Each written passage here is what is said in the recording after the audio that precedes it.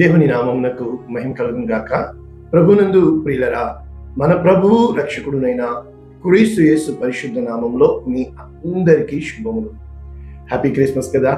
మనకి రెండవ శుక్రవారం వచ్చింది, 12వ తేదీ డిసెంబర్ మాసము 2025 సంవత్సరం. నెల రోజులు పండుగ చేసే మనకి దేవుడు అనుగ్రహించిన ఈ గొప్ప వర్తమానము, క్రిస్మస్ సందేశము, నా ప్రజలను ఏలు అధిపతి నీలో నుండి వచ్చును. నా ప్రజలను ఏలు అధిపతి నీలో నుండి వచ్చును. మత్తయి సువార్త 2వ అధ్యాయము 5వ వచనం. అంటే ఇక్కడ బెత్లెహేము అనే మనందరికీ తెలుసు. అయితే పూర్తి వచనం చదువుకొని అద్భుతమైన వాక్య ధ్యానం నేర్చుకున్నాం. అందుకు వారు, యూదయ బెత్లెహేములోనే, ఏలయనగా యూదయ దేశపు బెత్లెహేమ, నీవు యూదా ప్రధానుల్లో ఎంత మాత్రమును అల్పమైన దానవు కావు. ఇశ్రాయేలును, నా ప్రజలను పరిపాలించు అధిపతి నీలో నుండి వచ్చును అని ప్రవక్త ద్వారా వ్రాయబడి ఉన్నది అనేది. ఇది వాక్యం. మనందరికీ తెలుసు, తూర్పు దేశపు జ్ఞానులు ఆ తారను చూచి వెతుక్కుంటూ వచ్చి, మరి ఇక్కడ ఈ సందర్భంలో హేరోదు రాజు దగ్గరికి వెళ్ళి, యూదుల రాజుగా పుట్టినవాడు ఎక్కడ ఉన్నాడు అని అడిగినప్పుడు, హేరోదు రాజు బహు ఆవేశపడినప్పటికీ, మొత్తం యెరూషలేము కలవరముందెను అని అక్కడ రాయబడి ఉన్నప్పటికీ, శాస్త్రులు ప్రజల యాజకులను పిలిపించి అక్కడ లేఖనాలు ఏమి చెప్తున్నాయని వారు వెతికినట్లు మనము గ్రహించగలుగుతున్నాం. ఈరోజు ఒకసారి ఇంగ్లీష్ వెర్షన్లో చదువుకుని లోతైన వాక్య ధ్యానం మనం నేర్చుకుంటే, New Living Translation, Matthew chapter 2:5, కానీ 6లో ఉంది ఇంగ్లీష్లో. You O Bethlehem in the land of Judah, యూదా దేశంలోని బెత్లెహేమ, are not least among the ruling cities of Judah. అంటే ఆ యొక్క కాలంలో యూదయ దేశంలో బహు ప్రఖ్యాతి చెందిన పట్టణాలు ఉన్నప్పటికీ ఇది ఒక స్వల్పమైన గ్రామంగా ఆ రోజుల్లో ఉండేది. For a ruler will come from you who will be the shepherd for my people Israel. అనగా నీలో నుండి అధిపతి వస్తాడు. అధిపతులు ఎప్పుడు కూడా పట్టణాల్లో ఉంటారు, నగరాల్లో ఉంటారు, ముఖ్యమైన స్థలాల్లో ఉంటారు. కానీ దేవుని కార్యాలు ఎంతగా నేను ప్రయత్నం చేస్తున్నానో వివరించడానికి ఒకే ఒక్క మొత్తము పరిశుద్ధ గ్రంథానికి కోట్, నీ తలంపుల వంటివి నా తలంపులు కాదు. కనుక చాలా మంది జ్ఞానులను పట్టణాల్లో వెతుకుతారు, నగరాల్లో వెతుకుతాడు. కానీ దేవుడు మారుమూల గ్రామాల్లోంచి తీసుకొచ్చి మూల పురుషులుగా అనేక మందిని చేసినప్పటికీ మనము ఇంకా కూడా ప్రజలకి, ఆ ప్రజలలో ఆ ఘనత వహించిన వారిలో వెతుకుతూ ఉంటాం. ఇప్పుడు మనము ఆలోచన చేస్తే, ఒక మూలన పశువుల పాకలో పుట్టాడు యూదుల రాజు. కానీ ఆ వార్తని తూర్పు దేశపు జ్ఞానులు అక్కడ తారను, నక్షత్రమును చూచి, ఇది ఖగోళ శాస్త్రం ఏమని చెప్తుందంటే, ఒక కొత్త గ్రహము రెండు కలిపి ఆ విధంగా ఫామ్ అయ్యి ఒక వింత జ్యోతిగా వారికి ఆ రోజుల్లో కనిపించింది.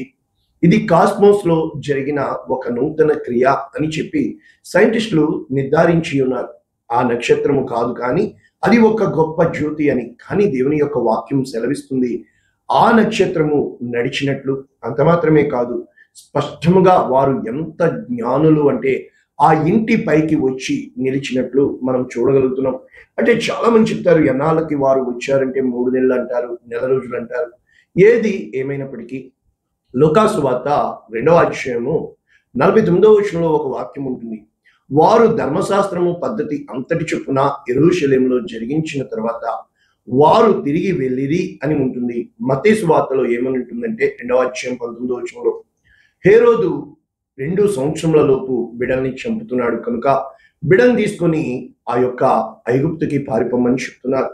కనుక ప్రభువునందు ప్రియులరా, ఈ రోజున లేఖనపు వెలుగులు అని మనము వెతికేటప్పుడు, అయినప్పటికీ విశ్వాసములో మనము చూచినప్పుడు, అయినప్పటికీ ఈ రోజున మన జీవిత యాత్రలో దేవుని వాక్యము ఏ విధంగా మనల్ని ప్రోత్సహిస్తుంది అని నేర్చుకోవడానికి ఇటువంటి ఆత్మీయ సందేశాలు మనకు ఎంతగానో ఉపయోగపడతాయి. ఒకే ఒక్క మాటలో చెప్పాలి అంటే, ఈరోజు ఈ వాక్య జ్ఞానము, నీలో నుండి ఇశ్రాయేలును ఏలు అధిపతి వచ్చును. ఇది ఎవరికి చెప్పబడుతుంది? యూదయ దేశపు బెత్లెహేముకి. కానీ ఇక్కడ మత్తయి సువార్త 2:5, అదే విధముగా 5:2 మీకా గ్రంథంలో ఈ లేఖనం ఉంది. అంటే క్రీస్తు పూర్వము 700 సంవత్సరములకు క్రితమే రక్షకుడు బెత్లెహేములోంచి జన్మిస్తాడని దేవుని వాక్యము సాక్ష్యం పలుకుతుంది. 700 సంవత్సరములకు పూర్వమే కన్యక గర్భవతి అయి కుమారుని కనును, ఆయనకు ఇమ్మానుయేలు అని పేరు పెట్టబడును అని సాక్ష్యం ఇవ్వబడుతుంది. అంతకు మునిపే దావీదుకి నీలో నుండి నేను నీకు కుమారుని ఇస్తాను అని చెప్పి దావీదుకి వాగ్దానము చేసినట్లుగా మనము చూడగలుగుతున్నాం. కనుక అబ్రహాంకి నీకు కుమారుని ఇస్తాను, కనుక ఇప్పుడు నీలో నుండి అంటే అది అబ్రహాంలో నుండా, దావీదులో నుండా, మరియలో నుండా, యోసేపులో నుండా, యోదయ దేశపు బెత్లెహేములో నుండా, ఈ రోజున వారిలో నుండే కాదు నీలో నుండి రక్షకుడు అనగా నీలో ఉన్న ఆత్మ రక్షణ అలంకారముగా ధరించుకుంటే, రక్షింపబడి విమోచింపబడితే నీవు అనేక మందిని ప్రభువు వైపు తిరుపు రక్షక సాధనముగా దేవుడు నిన్ను కూడా వాడుకుంటాడు. ఇప్పుడు నీలో రక్షకుడు ఉదయించినప్పుడు, నీలో రక్షకుడు జన్మించినప్పుడు కారణం ఏంటంటే మన జీవితాల్లో చీకటితో నిండిన మన బ్రతుకులు వెలుగుతో నింపబడినవి అని మనకి తెలుసు. కానీ మనము గ్రహించలేకపోయేది ఏమిటంటే ఆ చీకటికి కారణమైంది ఇంకా మనలో ఏదైనా ఉందా? అయితే ఈ వాక్యము ఈ విధముగా వెళ్లే ముందు ఇంకా దేవుని యొక్క వాక్యాల్లో లోతుగా మనం వెళితే దేవుని యొక్క వాక్యం సెలవిస్తుంది. యోహాను సువార్త 7:42లో ప్రజలు అడుగుతున్నారు, క్రీస్తు దావీదు సంతానంలో పుట్టి దావీదు ఉండిన బెత్లెహేము అను గ్రామంలో నుండి వచ్చునని లేఖనము చెప్పుటలేదా? అంటే సమూయేలు మొదటి గ్రంథం 16వ అధ్యాయంలో మనం చూస్తే సౌలు నిమిత్తము సమూయేలు గుండెలు బాదుకుని ఇంకా ఏడుస్తుంటే దేవుడు చెప్తాడు, నేను నిన్ను బెత్లెహేమీయుడైన యెషై యొద్దకు పంపుతున్నాను, అది ఎఫ్రాతా అని ఆ రోజున రాయబడి ఉన్నది. కనుక దావీదు పట్టణము అని ఈ బెత్లెహేముకి పేరు మనం చూడగలుగుతున్నాం. ఆది కాండంలోంచే ఈ బెత్లెహేము అన్న పేరు మనం చూడగలుగుతున్నాం. ఆది కాండము 35:19లో రాహేలు చనిపోయి బెత్లెహేము మార్గములో ఆమె పాతిపెట్టబడినట్లు మనం చూస్తున్నాం. ఇక మిగిలిన వాళ్ళందరూ కూడా అనగా అబ్రహాము, షారా, ఇసాకు, రిబకా, యాకోబు, లేయా వీరందరూ యెరూషలేములో ఆ యొక్క సమాధుల్లో వారు పాతిపెట్టబడినట్లు మక్పేలా గుహలో మనం చూడగలుగుతున్నాం.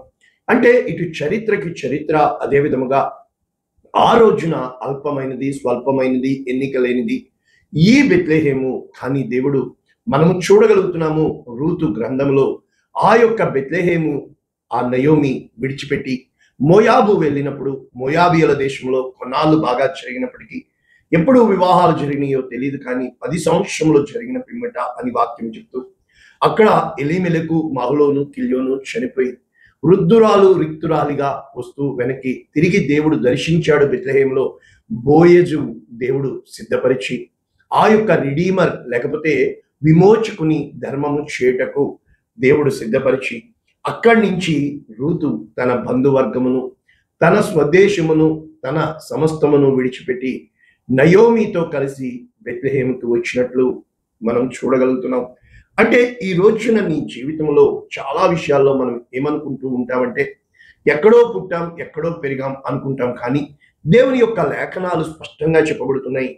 ఇక్కడ మనం చూసినప్పుడు యోసేపు దావీదు వంశములో గోత్రంలో పుట్టినవాడు కనుక ఆ రోజున పరిస్థితులు అంటాం, అక్కడ పరిస్థితులు కల్పించబడి ప్రజా సంఖ్య రాయించుకోవాలి అని ఒక శాసనం వచ్చింది కనుక గలిలయలోని నజరేతు నుండి యోదయలోని బెత్లెహేము అనబడిన దావీదు పురమునకు తను బయలుదేరి వెళ్ళినట్లు మనం చూస్తున్నాం.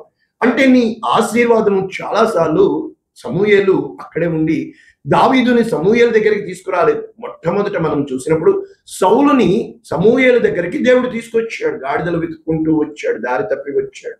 కానీ దావీదు యొద్దకు సమూయేలుని దేవుడు పంపించాడు.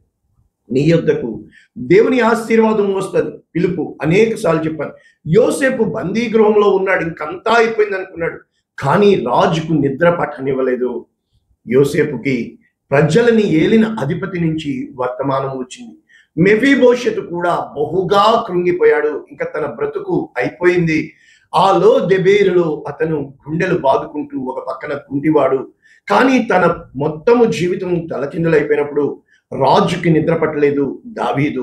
దావీదు వర్తమానం పంపించి మెఫీబోషెతును తాను యోనాతానుకు చేసిన నిబంధనని జ్ఞాపకం చేసుకున్నాడు. ఇంకా 3వది మొర్దెకై, ఆ రోజున మొర్దెకై బూడిదలో కూర్చుండి తన స్వంత కుమార్తె ఎస్తేరు మహారాణి అయి ప్యాలెస్ లో భోగభాగ్యాలు అనుభవిస్తున్న అతను ఆ ద్వారము వెలుపల, ఆ పట్టణము బయట, లేకపోతే ఆ ప్యాలెస్ బయట ఆ యొక్క బూడిదలో కూర్చొని ఆ హామాను ఈ యొక్క మొర్దెకైని చంపాలి అని ఎదురు చూచినప్పుడు ఒకానొక దినమున వారు అక్కడ రాజుని చంపడానికి వారు ప్రణాళిక పన్నినప్పుడు ఆ విషయము మొర్దెకైకి తెలిసి ఎస్తేరుకు చెప్పినప్పుడు ఎస్తేరు మొర్దెకై పేరున శాసనము రాసి ఆ తాకీదు రాసి రాజగ్రంథంలో రాయిపించినప్పుడు అది నిజమని తేలి ఎంత మాత్రము కూడా వారిద్దరిని చంపివేసినప్పటికీ మొర్దెకైకి తగిన సన్మానం చేయబడలేదు. చాలాసార్లు ఈ ముగ్గురి జీవితంలో మనం చూసిన పరిస్థితుల్లో మన జీవితాలు జరుగుతూ ఉంటాయి. యోసేపు అంత గొప్ప కార్యాలు చేసినా గుర్తించబడలేదు, గుర్తింపు పొందుకోలేకపోయాడు.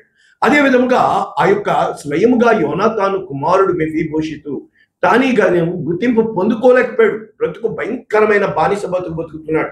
ఇక ఈ మొర్దెకై ఇంత మంచి కార్యం చేసి రాజు ప్రాణములు కాపాడిన తను బానిస బతుకు ఒక భయంకరమైన ఆ పేద దరిద్రపు బ్రతుకులో ఉన్నాడు. నీ బ్రతుకు ఏదైనా నీలో నుండి రక్షకుడు, నీలో నుండి అంటే అర్థము బయట నుంచి కాదు. రోగము బయట ఎంతున్నా పర్వాలేదు, బయట ఎంత పురుగున్నా పర్లేదు, కానీ నీ లోపల చిన్న పురుగున్నా చాలు.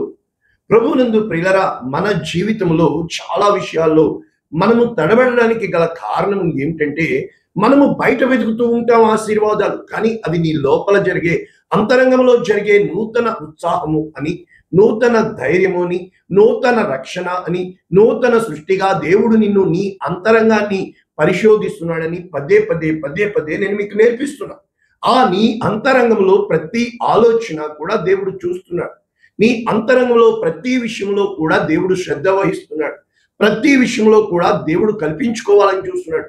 ఇప్పుడు ఇక్కడ మనం చూసినప్పుడు ముగ్గురు రాజులకి నిద్ర పట్టనివ్వలేదు కనుక ఆ రోజున మొర్దెకైని సన్మానము చేయాలని ఆ రాజగ్రంథంలో సమాచార గ్రంథంలో ఉన్న దాన్ని బట్టి అప్పుడు చూసినప్పుడు హామాను వెళ్తాడు, హామాను చంపించేయడానికి చూస్తాడు. కానీ ఆ హామానుని ఒకవేళ రాజు నన్ను కాక ఎవరిని అనుకుంటాడు. మీకు చూసారా, నేను మొక్కను యూదుని కనుక. అయితే అక్కడ ఏం జరిగిందో తెలుసా? తల దించుకొని రాజగుర్రము ఆ మొర్దెకైని ఎక్కించి పట్టు వస్త్రాల్లో జైహో జైహో అనేటట్లుగా నీ దేవుడు చేయగలడు నీలోంచి అటువంటి యేసు క్రీస్తు మెస్సియా వచ్చినప్పుడు. కనుక చాలా విషయాల్లో మనము ఇలాగా అలాగా అంటే మనకి ఆది తెలీదు, అంతము తెలీదు. నాకు చాలా విషయాలు దేవుడు బయలుపరుస్తున్నప్పుడు ప్రజలందరూ చెప్తారు, మేము మీతో ఉంటాం, వాళ్ళని వదిలిపెట్టండి. కరెక్టే. చంచలమైన ఈ మనసు ఏ రోజున కూడా వంచనని నమ్ముతుంది, కానీ అది స్థిరత్వాన్ని కోరుకోదు. నీవు ఎందుకు ప్రారంభించావు, ఎవరితో ప్రారంభించావు, ఎక్కడ ప్రారంభించావు, ఎందుకోసం నువ్వు పరిగెడుతున్నావు అన్నది మర్చిపోతాం. మధ్యలో వచ్చిన, అందుకనే చెప్తాడు దేవుని యొక్క వాక్యం, కుడికి కానీ ఎడమకు కానీ తిరగొద్దు.